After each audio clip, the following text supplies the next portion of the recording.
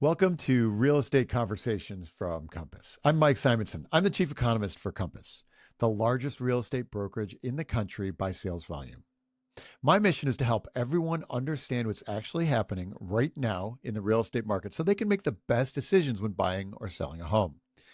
With Compass Intelligence, we publish the latest data every week. You can see that data and my video analysis on the Compass YouTube channel, and you can get on our Compass Intelligence mailing list. We put the data, video, and charts in your inbox every Monday. With the Real Estate Conversations podcast, I seek expertise and insights from the best leaders and thinkers in our industry. These conversations help me understand and hopefully help you understand the trends and dynamics driving the market today.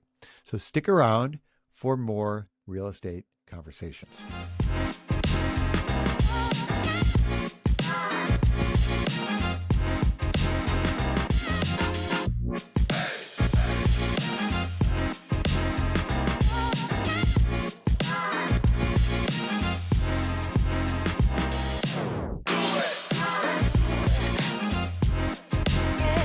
Today's conversation is with Odeta Kushi, the Deputy Chief Economist at First American Financial Corporation, which you probably know as a leader in title insurance and risk solutions for real estate transactions.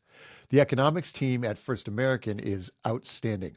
I'm a big fan of Odeta's work on affordability and demographics, two of the big issues facing the U.S. housing market today. Odeta's team at First American publishes unique data on housing affordability that we'll dive into today. Are we ever going to get affordable housing in America again? In the conversation today, we'll cover these topics, and she shares some surprising affordability stats that we should all be aware of. We also cover the latest data for first-time home buyers, the latest home sales numbers, and what could happen to the housing market in the next recession. Odeta and the First American Economics team publish a ton of great research, so I follow her work closely on social media. So please stay tuned for Real Estate Conversations with Odeta Kushi and me, Mike Simonsen. Odeta Kushi, welcome to the show. Thank you so much. It's wonderful to be here. You know, I was looking, and it was 4 years ago the last time that you and I sat down on a podcast No way. to discuss the market. So it was 2021, and we were talking about what was going to happen in 22 and when the boom was going to end. I don't think the following 4 years have happened like anybody expected. So I thought it might be fun, though, to do a recap of that period. Yeah. First, like what's going on and how do you characterize it? Tell us about what you've seen over the last 3 years, the post-pandemic period, and how do you frame everything? Wow. Well, it certainly is a different market now than it was then. So if we spoke in 2021 and then we started to get those rate cuts in early 2022, and, in a lot of markets hit house price peaks starting around that time. There are still some that are hitting new peaks. So, I think that was about heading into sort of the adjustment period that we've been in since then. Since 2022, we saw existing home sales really collapse and then really struggle to gain any momentum, hovering around that 4 million annualized sales pace. And we think, given the size of the market, that just means the number of households, that we would expect that existing home sales level to be just slightly above 5 million annualized. So that seems more right, given just the size of the market today. And we're not quite there. So I think we're still just in this tough adjustment period. We do think sales will rise slowly going forward this year and into next, but no boom in sight, I think, at least for this year. So you said a couple of things that I think are interesting. You called it an adjustment period. So the period after 2022 is an adjustment rather than a crash or a crisis or tell me about the label adjustment. I don't believe it is a crash. I don't believe a crash to me implies that we were in this sort of unsustainable potentially speculative boom, and now we need to come back down to earth. And maybe you look around at some parts of the country and you think, well, that is sort of what's happening when you look at house price adjustments in places that were the pandemic darling markets like Phoenix and Tampa, where you're seeing prices now in the negative. But even in those markets, it wasn't necessarily, a crash. It's been sort of a slow downward shift as the market adjusts to the reality of what I think are our new normal mortgage rates in the sixes. Okay. So adjustment meaning slow change at the price level. But we had a pretty big crash in total sales volume. That's and, right. And you said, so we've been at 4 million home sales for like 3 years now. Roughly 4 million. You said you said that you view 5 million as normal. And first tell me about that assumption of normal, and then let's talk about what it means that we've been under that for 3 years. Yeah, that's a great point. I mean, I guess we should classify, even when people say housing recession, you really should always classify, well, what part of the housing market is it, because existing home sales, to your point, did sort of crash, right, in the aftermath of those interest rate hikes and never really gained any momentum, whereas prices did not. So differentiating existing homes, new homes, and the prices, of course. But so for your question on the 5 million, it's actually quite simple, right? When we look at what the normal level of sales should be, it's hard to say, but we look at the number of households. We try to adjust the size of the market because it's not fair to say that 4 million sales today are the same as 4 million sales in 1990 because the population has shifted over time. And so what we do is we adjust that by the size of the overall number of households to come up with a existing home sales as a share of total households. We create that percentage. We track that historically over time to come up with a historical average, and then we say, what would need to be the pace of sales today to look like that historical average number. And when we do that, it's somewhere around 5 to 5.4 million existing home sales. Okay, 5 to 5.4 million, and we're still 20 or 25% fewer sales than that this year and for 3 years in a row. Does that mean that there are, an extra 3 or to 4.5 million buyers that need to buy homes, or what does that mean? That we've been under that for that long. Yeah, I mean, as I know you often say, the sellers are often buyers. A pretty high percentage of sellers are also then potential buyers. And so I do think that means that there's quite a few, not only potential first-time home buyers that are still on the sidelines, but also some sellers, some would-be sellers that are excluded from the market that are counted in that number. And so then, but does that then give you optimism for the future? Like, is that why you think that next year sales are growing or would grow or have some tailwinds for growth? Is that have we been under buying or doing fewer, and is that pent up demand, or is it do we suddenly get a big growth spurt? Is that possible? I think it'll be gradual because it also comes down to the affordability. You can't buy what's not for sale. That's the inventory part. And then you can only buy what you can afford. And so that's the affordability part. So I do think that's part of the story there, is that we'll get some of that pent up demand, if you will, back in the market as buyers and sellers adjust to this new reality. But yeah, I do think that. And I have lots of questions on affordability. You've done some great work on affordability at First American. You published some really useful affordability metrics. So we'll get to affordability in a sec. I guess let's look at, so you mentioned you think slow growth in home sales. And so let's sort of round out 2025. The recent pace and in the numbers we're tracking is showing, the weekly pendings are showing up a little bit to 5% each week. NAR's existing home sales were up for July and then back August. down. Dipped down for August, but still up year over year. Yep. What do you think is happening for the remainder of the year? For existing home sales? So, I try to look at weekly data as much as I can, which is where the Altos data has always been helpful for me to track inventory. Because as we know, a lot of the data we most often track in the industry is monthly, and that can be lagging for us. So, one of the demand measures that I look at is mortgage applications. And there's been a bit of a divergence between purchase mortgage applications and what we've been seeing with the NAR sales data. I've had a lot of conversations in the industry about why that might be. There's some talk about what's happening to the cash share of sales. Similarly, what's the pull through on mortgage applications from applications to sales.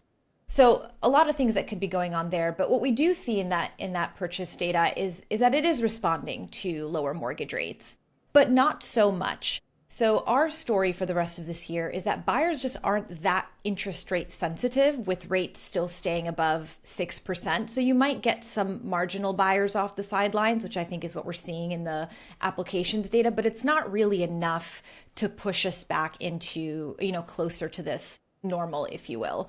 So that's why we're sort of expecting, if mortgage rates stay at this level, drift a little bit lower, we continue to have, house prices, slow growth, maybe end the year closer to zero, and have income growth really outpacing house price growth, then I think we could get a little bit of an increase in sales activity this year. But again, not enough to bring us back to normal. It's really like life events that are driving sales activity in today's market.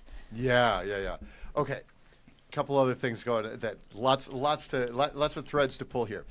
You mentioned earlier that 6% in the sixes is a new normal for rates, and so let's talk about the rate environment.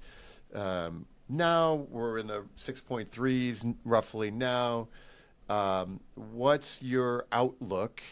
I won't ask for a forecast on rates. What's your outlook on mortgage rates? And what factors do you like to watch? Yeah, so we're not expecting mortgage rates to dip below 6% for the rest of this year, which I think is in line with industry expectations. And a lot of that for us just comes down to the unknowns around inflation. As you well know, that 30-year fixed rate mortgage tracks the 10-year treasury yield. That 10-year treasury yield bakes in Fed decisions before the Fed even makes those decisions. And so unless we get any incoming data report that really shows significant deterioration in the economy or downside risk to the economy, I think that we'll see those rates remain above 6% this year, even if they do drift a little bit lower and we get some, volatility along the way. Got it. So you see there's just slightly too much inflation in the economy for rates to really adjust lower very quickly. Right. Inflation, and I think fears around inflation, the unknowns around tariff impacts on inflation, which in the economic literature are decidedly a one-time increase in inflation, and then it tends to come down, which is distinct from the price level, right? The price level can stay high, but the literature says that tariffs are a one-time increase to inflation. Though the Fed jury's still out, I think, when you talk to Fed members on whether that's really the case or if we'll get more sustained pressures. But there's just too many unknowns around inflation. And so I think that might keep that 10-year high, unless, of course, we really do get significant deterioration in the economy, which would increase the probability that the Fed cuts more aggressively to prevent a job loss recession, in which case we might get some more downward pressure on that 10-year. Right. Okay. So if we have a scenario where the economy, there's evidence the economy is slowing really quickly, then that's what's bad for the economy is good for mortgage rates kind of scenario. Yeah, the dark irony there is, which is ironic, because a slowdown of the economy, in housing, this is the biggest financial decision of your life. And if you're not feeling very good about your job prospects or the labor market or the economy, that significantly impacts consumer sentiment, right? So, yeah. But then you get the rate benefit. Do you have a view on the which wins? So if the economy slows, unemployment picks up, job market slows, therefore rates fall. We have a battle, and we really haven't had a recession in 15 years. Which wins for housing? which one becomes more powerful for the home buyer? So this is very economisty of me, but I think it really depends. You're right. We've been in this sustained economic expansion with the very notable pandemic exception, where we were in a very brief but severe recession. And that's an interesting one because it really impacted renters. And that's something that we have to think a lot about. If who is the recession disproportionately impacting, because that mattered a lot in that pandemic recession. When that recession first began, we were sitting here on the econ team thinking, oh my goodness, what's going to happen with housing? And of course, our mind went to, well, the Fed's probably going to cut rates because they need to support the broader economy, and that'll help. But what about unemployment? And we went back in time and we looked at, how renters versus owners fared during these economic downturns, and we found that renters were disproportionately impacted. And so we were like, well, this is a services recession. So actually, we think housing will be just fine because owners won't be as impacted here. Rates are going to come down, and that, will cause transactions to pick up and get the market moving. And that's exactly what happened. So I think if we head into another recession, historically, I'm hoping I'm getting this number right, but I think historically recessions last about 13 months on average.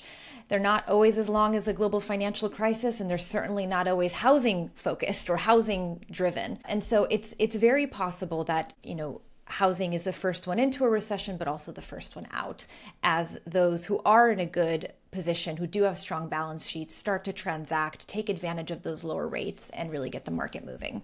Yeah, I remember being in that pandemic recession, April, May, June of 2020, and people worried about the housing market, and it was pretty obvious to me at the time that people losing their jobs were people who were already locked out of the housing market That's from right. affordability problems, and so it was pretty obvious. And so I'm not sure now, like it feels like the employment challenges now are very different, Right. With things like AI impacting an entirely different class of consumers. So that'll be a fascinating thing to watch. Exactly. One other thread, I'm going to go back a sec. You mentioned maybe 0% HPI growth for the year. So home price growth has been decelerating. That's right. By most of the measures. First, you publish an HPI, right, at First American, or We do sure you? do. That's Yeah, right. and so tell me about the HPI for listeners as a home price index. It's a way to measure changes across the market, like how much are homes increasing in price at a national level. Tell us what the First American Home Price Index is saying right now. And you mentioned looking at 0% for the year. So tell me about the future. Maybe. And I will asterisk that a little bit. So the First American Data and Analytics House Price Index is a repeat sales index. So it's sort of constant quality adjusted, accounting for the changing mix. So unlike a median sale price where maybe it goes up because more higher priced homes are transacting, the repeat sales methodology takes care of that. So we just updated the numbers for September. That's not out yet, but I can tell you that the year-over-year growth is the slowest since 2012. It is below 2%, but still positive. And I think that for the rest of the year, it's very possible that we can hang out in this just barely positive zone, this sort of, low single digit environment. And or we could go flat. And I say that because, even looking at your data that you've been publishing weekly, inventory growth is sort of the momentum there is sort of leveling out. And part of that is seasonality. But I think that that limits how low house prices can go if we're seeing sellers withdraw from the market. They don't want to take a price cut on that home. And so that might not result in a reacceleration of prices, but it might keep things pretty flat. Okay. So the First M Home Price Index is a repeat sales index, which means that's how we control for, like, this house sold before and it sold now for 1 point something percent more than it roughly was a year ago. Right. It's fascinating. So in the numbers that I publish, the Altos numbers and stuff we see at Compass, we can see a still slightly positive in most of the indicators. I know that, for example, in the Case-Shiller Index is just published for I guess, July. And I think that one was like a 1.7% year over year increase. Right. And compressing each month. And That's so right. very low. And it'll be really fascinating to see if any of those turn negative by the end of the year, or maybe it's beginning of next year. Right. And ours, tracks that index quite well. Yeah, they match pretty well together. That's right. Great. But interesting to sort of look, geographically at that index. You mentioned the case Shiller. I mean, it's really been a reversal of pandemic trends, right? You see the markets that are sitting on top, New York, Cleveland, Chicago, are markets where we're seeing resilient price growth. And then I think I mentioned at the top of the episode, like Tampa, Phoenix, even Miami, which was a bit of a holdout, is now experiencing year-over-year price declines. Yeah, that's exactly right. And you mentioned the inventory growth right now we're recording this in the middle of October, has been flat nationally for several months. And that's keeping a lid on supply and therefore probably helps keep somewhat of a floor on pricing. Right. And the markets that you mentioned where home prices are still showing strength year over year have still very restricted inventory. Exactly. That relationship comes screaming through when we even, do a little scatter plot of active inventory growth against, nominal house price growth. It's a pretty strong relationship. The markets with the highest active inventory are markets that are experiencing price declines, which is very, very intuitive. Yeah, that would make a lot of sense. So, okay, let's do one more on the current environment, and then we're going to shift to affordability, the topic of affordability, which you write about, and I really think is important for the country. So, really, we've been in this phase, post-pandemic phase, which is sales are down, but prices have been generally up, and the headlines are actually still like home price record because they're actually still ticking higher. When do we move out of this phase? Like, when do we get a new phase? When does the narrative change? And like maybe what are catalysts that you're looking for? So we've been, when we put out our second half outlook, we were saying that we're on the precipice of the start of a new real estate cycle. And, what we meant by that is that perhaps the worst is behind us and we're starting to, maybe we're not quite about to accelerate, but we're sort of about to head into that zone where we're adjusting to this new reality. Affordability is slowly, and I think more sustainably, starting to improve. And I know we'll talk about that a little bit more. And that will allow the beginning of this new real estate cycle. Now, there are a lot of what ifs around that, especially as it pertains to the broader economy. But I do think that we're sort of headed in that direction towards this new cycle. Great. Okay, so we are on the precipice of a new cycle, that'll be nice. It'd be nice to be able to tell a new story, maybe one of recovery and growth. It would be a change for sure from the last That's couple of years. So a lot of your work at First American highlights affordability. You have the real home price index, which is, so let's start there. Like, there's conventional wisdom that we have an affordability crisis. And how do we know, and how should we understand affordability? Tell me about how to think about affordability in the country right now. Yeah, so the Real House Price Index came about from an in-office, and I know that's rare these days, but an in-office conversation with our chief economist, Mark. It might have been more of a rant by his own admission, but basically we were talking about the standard measure of affordability, which is, price to income ratios. And we were saying, well, price to income ratio works for most goods because you don't have to take out a mortgage for most of those goods, right? If the constant quality price of milk goes up by 5% and your income also goes up by 5% in real terms, you can buy the same amount of milk. So your purchasing power hasn't changed, but you don't buy milk with a mortgage and you do buy a house with one. So your purchasing power can change if your income changes or your mortgage rates change. So we decided to come up with this measure, the Real House Price Index, which adjusts nominal house prices, so those repeat sales house prices we just talked about, by income and interest rates. And that gives us, we think, a better measure of affordability in the country. And that measure right now is showing that affordability on a year-over-year basis is improving. Has improved for, I think, 5 consecutive months from our latest report on a year-over-year basis. But when you just look at that index and compare it to pre-pandemic, it's still telling us that affordability is very, very, very constrained. And so we're making progress, and that progress, at least in our latest month's report, was coming from all three of those components. We were getting slower price growth, single-digit price growth, income growth outpacing that price growth, and then mortgage rates sort of modestly coming down. And so all three factors were contributing to an improvement in affordability. It's not great, right? The overall, if you zoom out, it's not an affordable market, but it is improving. So the three factors, the price of the asset itself, and the understanding affordability is a function of how much you make. Right. And so we have been in this world where income has been, like, home prices have been growing by a couple percent, and income's been growing faster than that, 4% or something like that. Exactly. Do you see that income growth? Well, we talked a little bit about recession potentials. Like, we've been lucky and we've been avoiding that recession. So in a recessionary environment, we might have incomes fall, but we would have rates fall also, and so things might get more affordable in that environment. That is the delicate dance.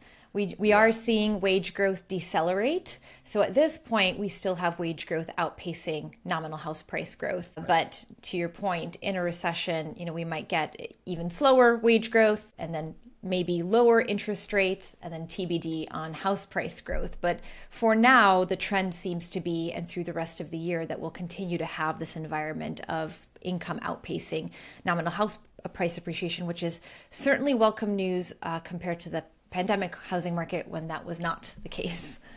Yeah, and have you, I think the RHPI has a normal or a long-term trend about how affordable homes should be or have been or are normally, and how far out of whack are we right now?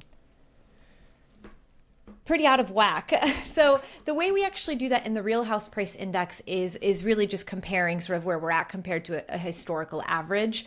I think you might also be referring to our renter affordability index, which I would love to chat about, because that adds one additional element to affordability that I think is really important.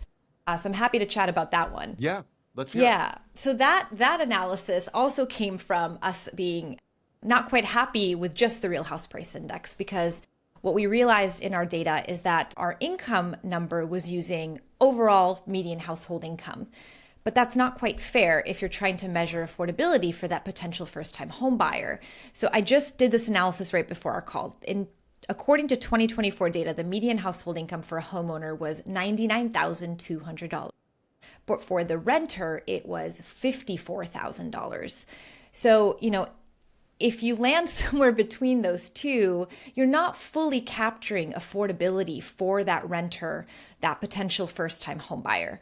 And so we created this other index, which is actually inspired by something called a Gini coefficient, which is derived from a Lorenz curve, right? Lorenz curves measure inequality in the market. I won't get into that too much, but it's sort of inspired us to think about inequality in housing affordability. So what we did is we looked at the renter income distribution in all top 50 markets, and then we have home sales data. So we're actually able to track the full distribution of sale prices in any given market.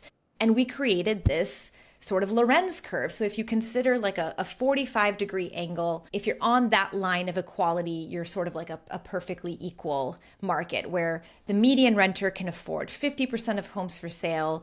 The Bill Gates of renters in the 100th percentile can afford 100% of the homes for sale, and you get the point.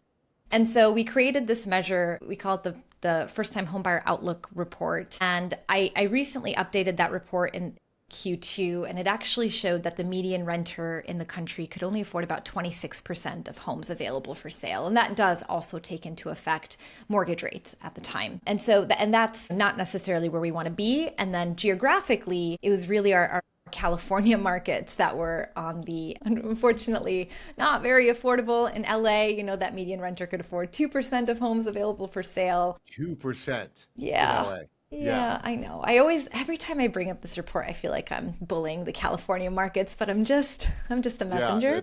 You're just a reporter. By Just the the way, to reporter. the listeners, there will be a quiz on the Lorenz curve and the Gini coefficient. So, like, they have to take notes and pay attention. And I'm a Um, harsh grader. okay, good. um, so, right. So median in the country, only 26%. The median renter can only afford. 26% of homes available for sale in Okay. that quarter. In that quarter. Is there so one of the house price, the bearish house price scenarios, the the people who think home prices must crash, one of the hypotheses is that home price affordability is out of whack and to get things more affordable to more than 2% of people in LA, home prices must correct down. That's an assumption that some people make. Tell me about what you think about that view of affordability. Does being unaffordable imply that home prices must come down or will come down in the future? I don't think that it means house prices must come down. I think what it means is that if you're a market like LA, something has got to give. So you've got to have either more supply entering the market to put downward pressure on prices, or you need to have income growth start to significantly outpace house price growth, and that way you get more sustainable increases in affordability, and that will take time. It takes time to get affordability back to better levels with income growth outpacing nominal house price growth. I don't think that you need a crash, and I don't expect a crash, because a house price crash I think requires distressed selling or distressed sales, and I don't see that happening at a wide scale across the country right now. I don't, homeowners, I often like to think of distress sales or foreclosure, if we want to go to foreclosure, as a dual trigger where you need some kind of economic distress event like a loss of income, but you also need a lack of equity, because if you have sufficient equity, then you can, you can sell your home. Maybe you didn't want to sell your home, but you can sell your home and recoup some of those equity gains rather than give it back to a bank. And currently, at least nationally, we still have sufficient equity and the labor market hasn't broken yet. So we don't have either one of those triggers, though I think if you look at pockets of the country, you've got places where house prices have declined. People did buy at the peak. They might find themselves in an underwater position. And if the labor market slows further, they might be one of those potentially distressed sellers. So I do think we'll probably see more of that in pockets of the country, but certainly not widespread. I think I've deviated a long way from the question, which was house price crashes. But all of that to say that I think that you need to see something like we saw in the global financial crisis. You'd need to see those distressed sales. And I just don't think I'm seeing that right now. Great. That's great to know. Now, in some of those markets, like Austin, for example, we have seen pretty significant home price adjustment. And how does affordability look in Austin right now?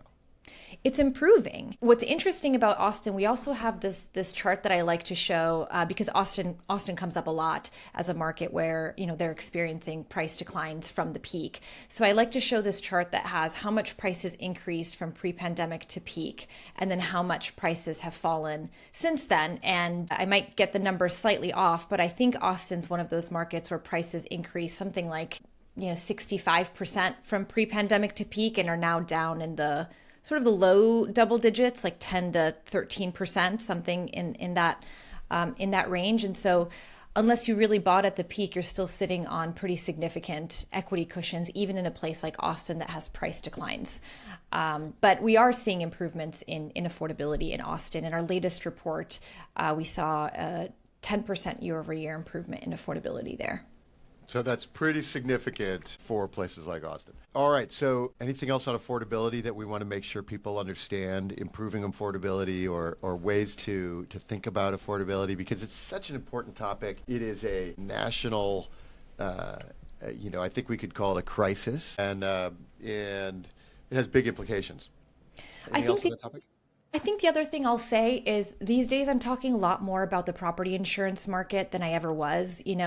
When we talked 5 years ago, I doubt it even really came up as a top line issue. But these days, I think we could give whole presentations just on property insurance. And that is an issue that I think we need to really deal with. Those rates are up significantly for several reasons. We know frequency and severity of natural disaster events have increased significantly. We know reinsurance costs are higher.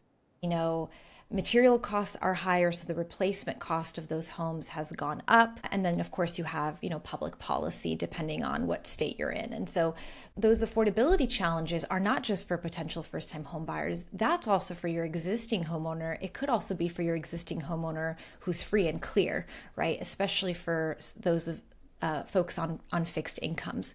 So I think that's an affordability challenge that I think is getting a lot more attention, but needs to be, talked about and thought about a lot more. Yeah, I was in Colorado this week doing a talk with Compass agents, and we were talking about how suddenly it is like it's written into contingencies in the purchase of a house. Like, you have to be able to get insurance. I have to be able to get insurance to buy this house, and there are real impact not just on the dollars, but even the availability of insurance. Exactly. The cost and availability. And I think that the availability piece is also something that's not quite talked enough about, because that's a real challenge depending on where you are in the country. Yeah, I think about that in terms of the Western Florida markets, which have been really hit the hardest in terms of most homes on the market, price declines, and I have a friend who had their condo in Sarasota, and insurance goes from $500 a month to $1,500 a month, and if you use that thing only a few weeks out of the year, suddenly it's not affordable to keep it. Exactly. Right. And we weren't talking about this all that much several years ago. Several years ago. It's really hit fast. Okay.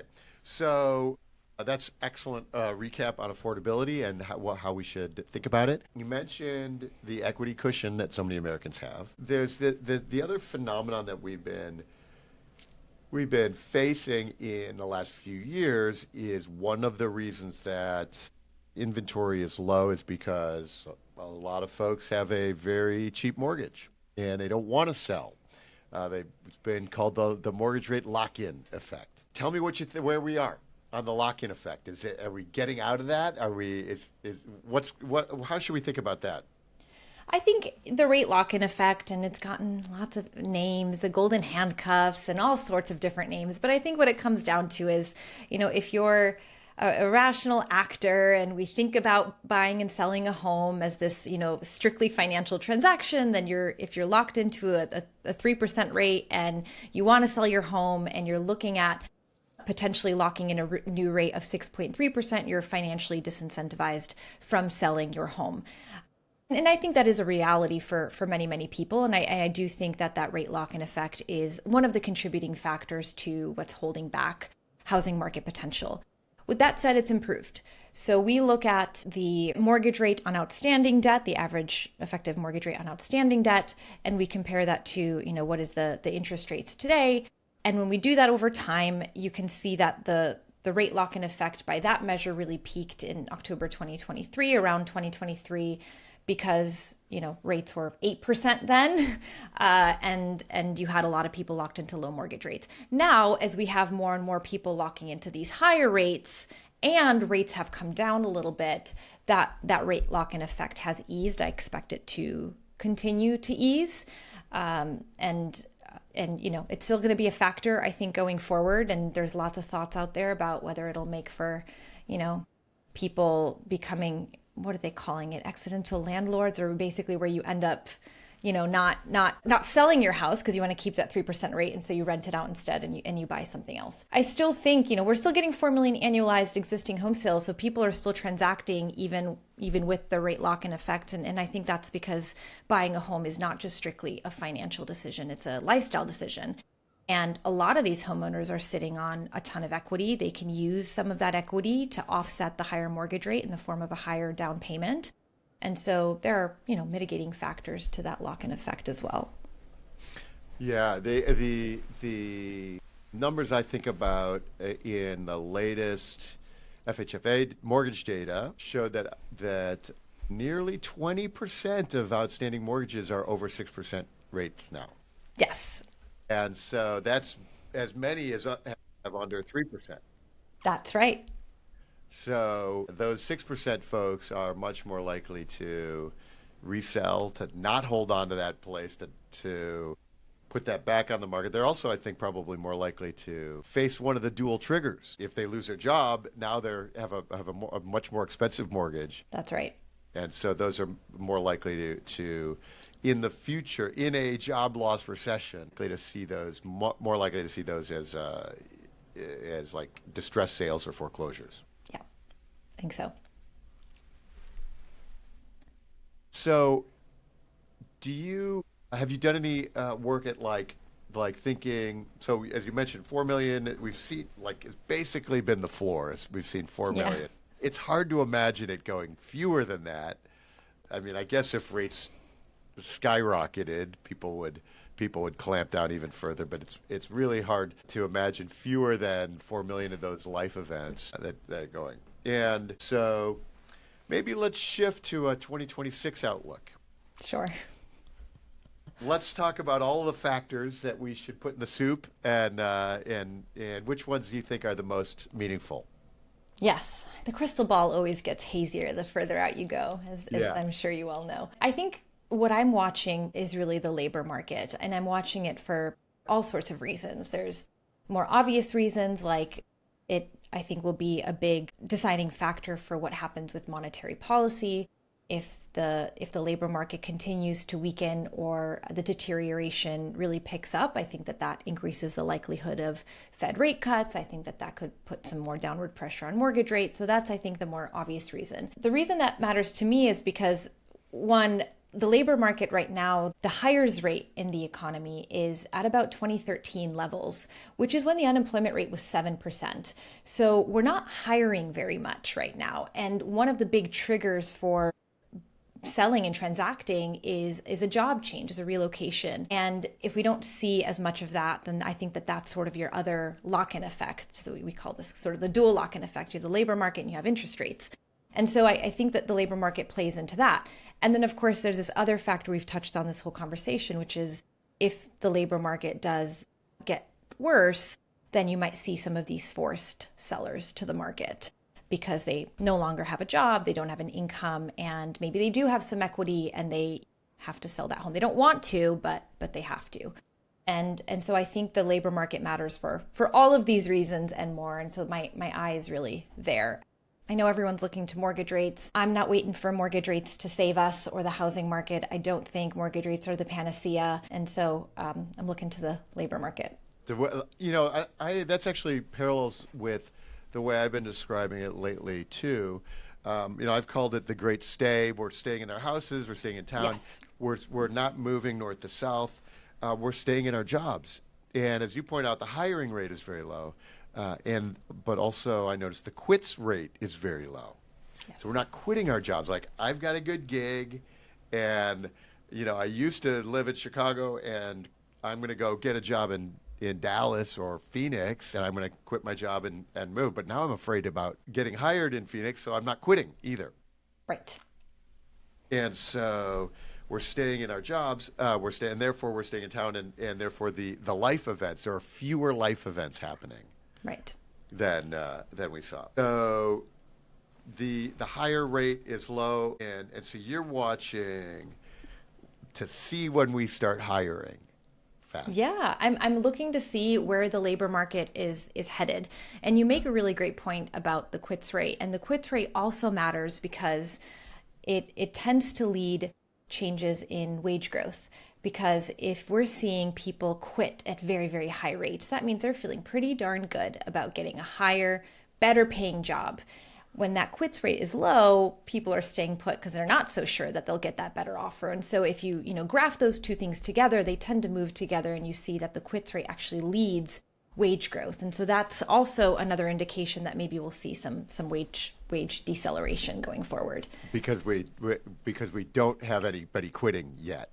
Right. Okay. Right. And bargaining for that higher salary at their next gig, right? It's scary right now. It's tough out there, especially for younger people and younger college grads. It's a tough market.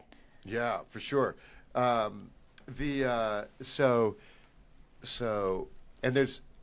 any signals when we look at the labor market? Are there any positive signals, or are they getting worse still? I think The bright spot in the labor market data so far is that we're still not seeing layoffs pick up significantly, and that's, in the JOLTS data, the job openings and labor turnover survey, but even in the unemployment unemployment claims data, we're not seeing that at a worrisome level quite yet. So I think the that's initial claims is the not... initial claims, continuing claims. I think that's a little bit reassuring at the moment. I think employers are sort of keeping and holding on to those employees that they worked so hard to find over the pandemic when the market was totally different. And there's also so much uncertainty about where the economy is headed. And so do you really want to part with someone if things are going to pick back up? Do you really want to part with someone you've put resources and training into when maybe in a couple of months things will look better? So there's just a lot of uncertainty. I think when we look at some other data, you can see that a lot of that uncertainty is higher in like smaller businesses, which those smaller businesses are the backbone of the U.S. economy. So it's an interesting market, but I do think that the no broad layoffs is a bright spot in the labor market right now. No broad layoffs. Yeah, at least there's one check in the plus column.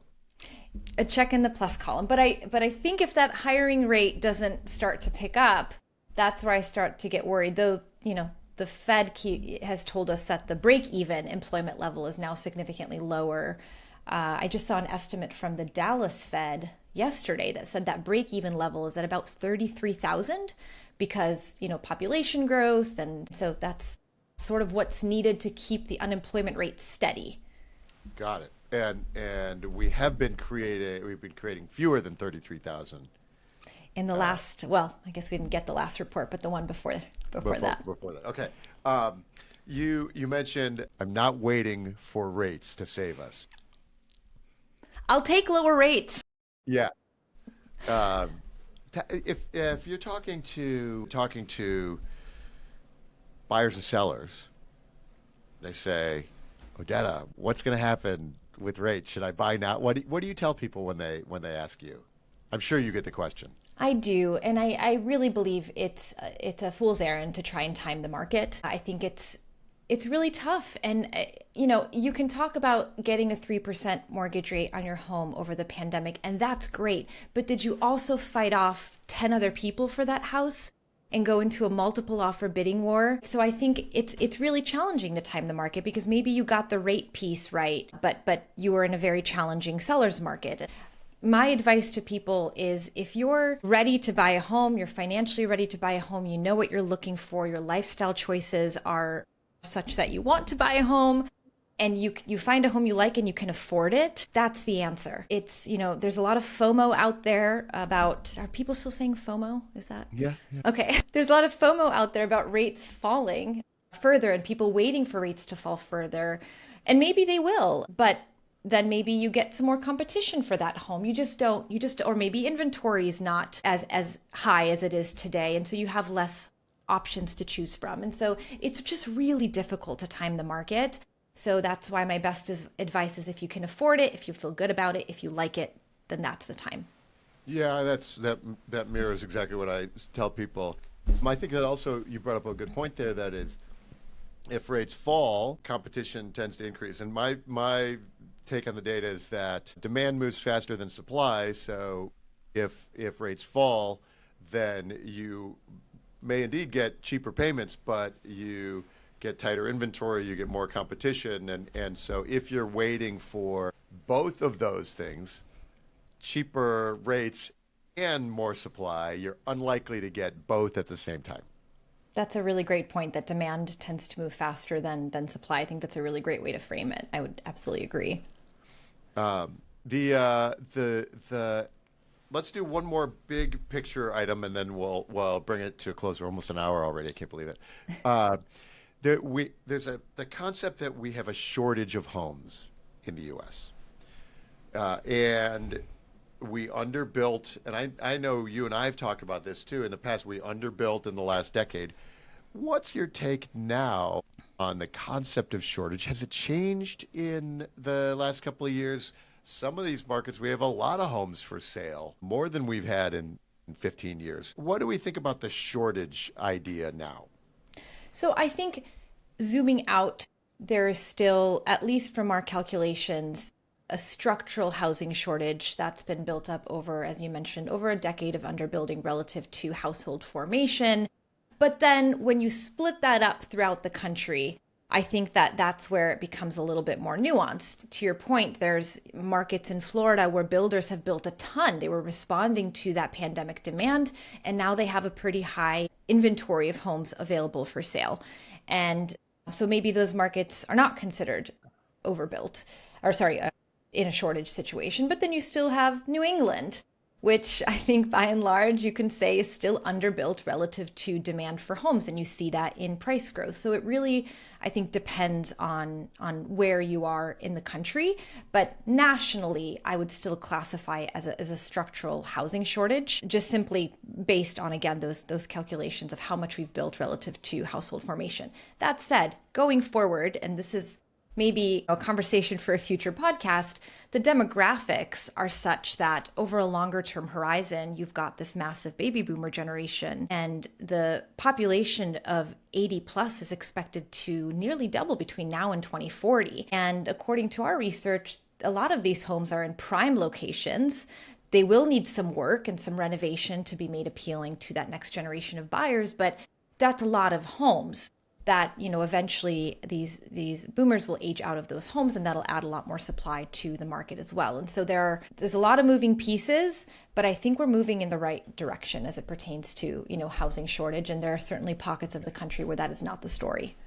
Got it. The boomer story is really fascinating. We've been hearing about the silver tsunami for a decade. It's like a glacier, Yeah, it is like a glacier, and but at some point, like, these homes are occupied and they're bigger homes than they need. And so, do you have when do those come to the market? Is that 26 inventory? Is it 2030 inventory? When is that? I think if you just look at, when that 80 plus is expected to, grow, I think it'll pick up speed in the 2030s. I think it'll start to happen in the late 2020s and really pick up speed in the early 2030s.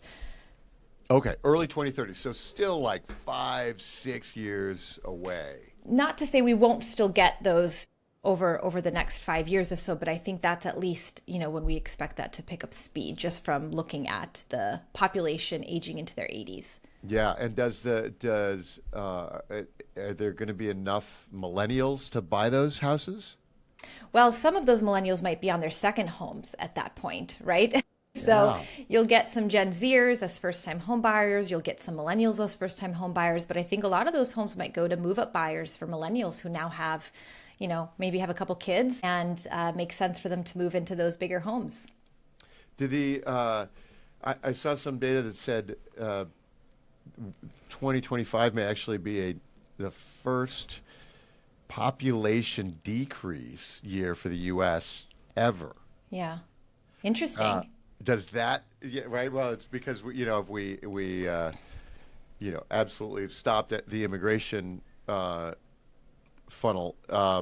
Does that change these bigger assumptions? If we go from a world where the country grows every year to one where it shrinks population? Absolutely. I mean, what is the driver of demand? It's household formation, it's headship rates. And so every time we look at our forecast, we sort of have to build baseline upside, downside immigration scenarios, because there's, two ways to get population growth. You can get it through natural increase, so more births than you have deaths. You can get it through net international migration. And since 2021, I think that's the first time that net international migration has made up the majority of the population growth in this country. Before then, we had natural increase driven population growth. And so I do think that there's repercussions on housing demand, both rented and owned. We didn't talk a lot about the rented piece, but implications for overall housing demand from a potential population decline. All right. Well, I guess we will see that when we start seeing it in the numbers. We'll have another opportunity to come back and talk about it. Absolutely. Odeta Kushi, it's been an hour already. It's hard to believe. A terrific opportunity to talk with you and get your expertise and all the data from First American and and your research. I really appreciate it. You publish a lot. You publish on LinkedIn and things. Where should people follow you? LinkedIn is great. You can subscribe to our economics center. It's firstam.com/economics. And we co-host a bi-weekly, my chief economist and myself, a bi-weekly podcast called the Reconomy Podcast. So you can check us out there as well. Yeah, that's an excellent podcast with you and Mark Fleming, who will be a guest on here as well at some point in the near future. I love the work that you both do. Appreciate you both. All right, everybody. That's the episode for today. Thank you. Real Estate Conversations podcast is brought to you by Compass Academy, the go-to source for real estate agent education and on-demand learning. All Compass agents have access to Compass Academy's extensive library of content, video, and technology for building a high-performance real estate business. Compass Academy is also one of the reasons that Compass agents are the most productive in the industry. Learn more at the Compass Academy link in the episode's show notes.